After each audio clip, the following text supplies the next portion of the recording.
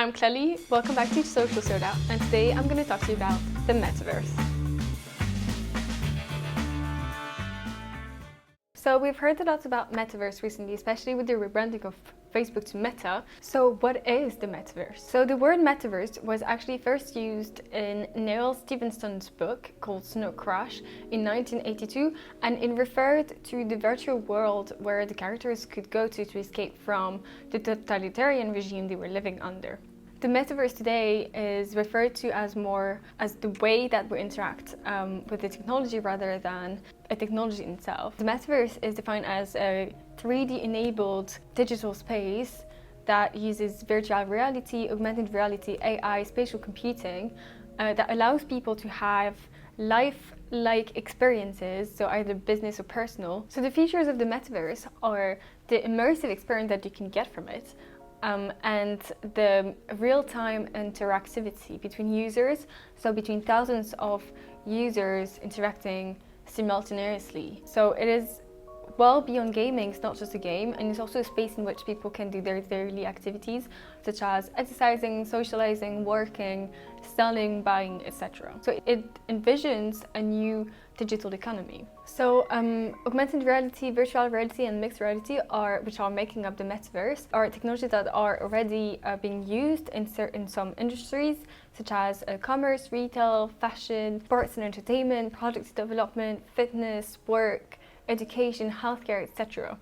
And those are beneficial to those industries and are gaining more and more interest. Why is that? It's because AR, VR and MR are offering real-life experiences, better visualization, and also they are offering a safe and endless training space. All of those sectors can be integrated to the Metaverse and can be further explored in this environment too. So where is the technology at right now when we talk about Metaverse? So the Metaverse is divided in 10 layers, which are redivided in 4 categories. So it is content and experience, platforms, infrastructure and hardware, and enablers. What can facilitate the Metaverse development? So it is 5G, internet speed, software, hardware, edge computing. Objectively, the technology of the Metaverse is nowhere ready. It's more like an idea rather than a finished product, but there is a lot of money into it. Private capital raised $10 billion in 2022 to invest in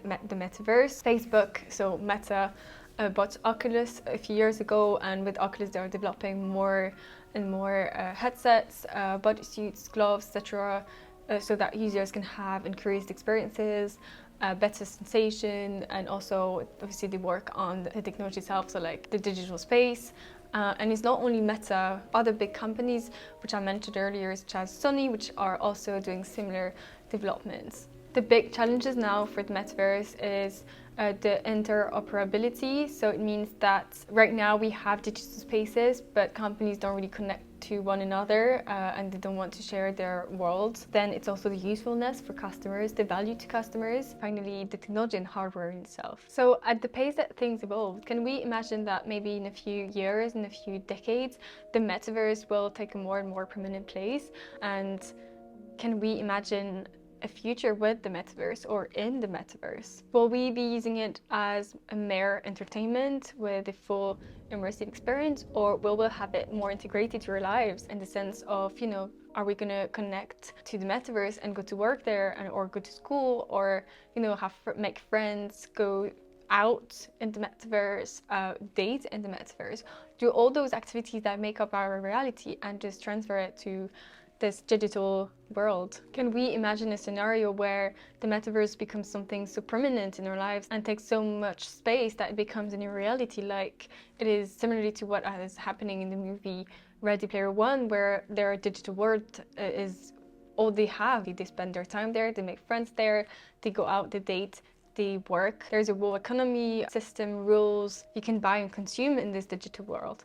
And can we imagine the Metaverse is basically becoming a new reality because that's where we spend most of our time? And let's assume for a minute that it actually happens. Then, you know, some questions arise, such as who's going to be in charge, who's going to make the rules, who's going to control the technology, because the Metaverse is like basically at the end of the day just, you know, computing. Who's going to have this, you know, the hardware? Is it a company? Is it governments? Is it going to be global or just like a nation? The immersive experience is, you know, a big challenge, and if we push it even further, we can imagine a world where people are connected to each other through the technology in their heads, and which is more like an illusion, like it is shown in the movie Don't Worry Darling. But, you know, who's going to decide who's outside this world and who's in? Because we are human beings, we are physical beings, we have needs that our body needs. And so those bodies need to be sustained in a way. So who's going to decide who is going to be outside the world sustaining people who are actually in the metaverse? In a way, who is going to run this world? Obviously, the metaverse today has nothing similar to what I just depicted, but it is quite, I think, maybe important to think about those possible futures, because the companies are currently building the metaverse and the worlds inside it are also gaining more control over those worlds since they designed them, and they also, you know, propose and sell this as a product to consumers. Those consumers are us, and I think it's also important to understand that